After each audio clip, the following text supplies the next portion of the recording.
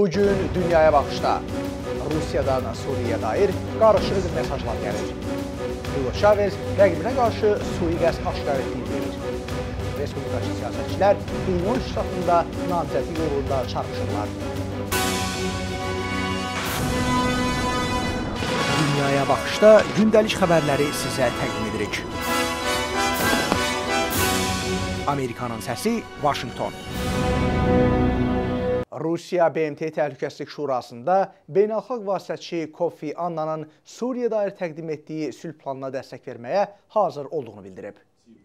Rusiyanın Xarici İşlər Naziri Sergey Lavrov bildirib ki, Təhlükəsizlik Şurası Annanın Suriyada bir ildir sürən ixtişaşlarda iştirak edən bütün tərəflər arasında razılıq əldə edilməsi üçün göstərdiyi səylərə dəstək verməlidir.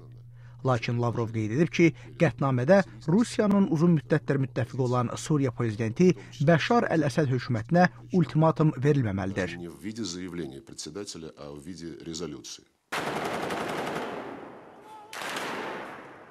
Kofi Annan Suriyada hökumət qüvvələri və üsyançı qüvvələr arasında atəşkəsin təmin edilməsi və münaqişənin həlli məqsədi ilə milli dialoqa başlanması məqsədi ilə bazar günü ölkə beynəlxalq ekspertlərdən ibarət 5 nəfərlik qrup göndərib.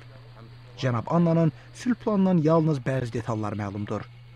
BMT Təhlükəsizlik Şurası bugün New Yorkda keçiriləcək iclasda Fransanın irəli sürdüyü bəyanatı müzakirə edir.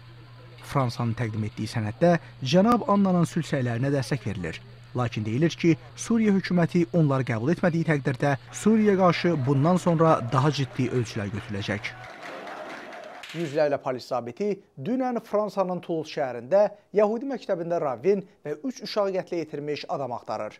Bu arada ölkə boyu hadisə qurbanlarının xatirəsi bir dəqiqəlik sükutlanılıb. Daxili İşlər Naziri Claude Guentot belə deyib ki, silahlı şəxsin kimliyi hələ də qeyri-müəyyən qalır. Lakin o, qatilin sonradan görüntüləri internetə nümayiş etdirmək üçün kiçik kameradan istifadə edərək hadisəni lentə aldığını ehtimal etdiyini bildirib. Nazir əlavə edib ki, şahidlər qatili soyuqqanlı və dəhşətli qəddarlıq nümayiş etdirən şəxs kimi təsvir edirlər.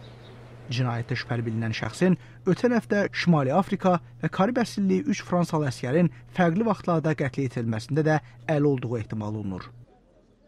Pakistanın Parlament Komitəsi Birləşmiş Ştatlardan NATO hərbi təyyarəsinin keçən il Əfqanistanla sərhəddi keçirdiyi əməliyyat zamanı səhvən 24 Pakistanlı sərhədçini qətlə yetirdiyinə görə üzr istəməsini tələb edir. Pakistan Parlamentinin hər iki palatası ABŞ və NATO ilə bağlı komitənin tövsiyələrini müzakirə etmək üçün bugün bir araya gəlib. Komitənin paneli keçən il noyabr ayında baş verən insident üçün heç bir əsas olmadığını və belə bir addımın Pakistanın suverenliyini kobud şəkildə pozduğunu bəyan edib. Washington isə hadisə ilə bağlı təəssüfünü ifadə etsə də NATO-nun özünü müdafiə etmək hüququna istinad edərək üzr istəməkdən boyun qaçırır. Venezuela prezidenti Hugo Chavez onun hökumətinin siyasi rəqibinə qarşı sui-qəsd haqda məlumat aldığını bildirir. Cənab Chavez Henry Caprilesə qarşı bu sui-qəsd iddiasını Venezuelanın dövlət televiziyasına telefon zəngində irəli sürüb. Cənab Chavez deyir ki, hökumətin kəşfiyyat xidmətinin rəhbəri Caprilesin kampaniya rəhbərliyi ilə bu yaxınlarda görüşərək sui-qəsdi müzakirə edib. Capriles mərkəzi Miranda ştatının qubernatorudur. Respublikaçı prezidentliyi iddialı Mitt Romney bugün primerizin keçiriləcəyi İllinois ştatında qələbə çalmaqla əsas rəqibi Rick Santorum üzərində üstünlüyü genişləndirməyə can atır. Rəy sorğuları göstərir ki, Romney İllinoisda Santorumdan 15% səs çoxluğu ilə irəlidə gedir.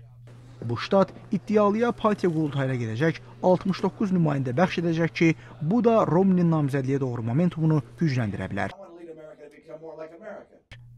Sabiq Massachusetts qubernatoru hazırda 521 nümayəndəyə, Santorum isə 253-nə malikdir.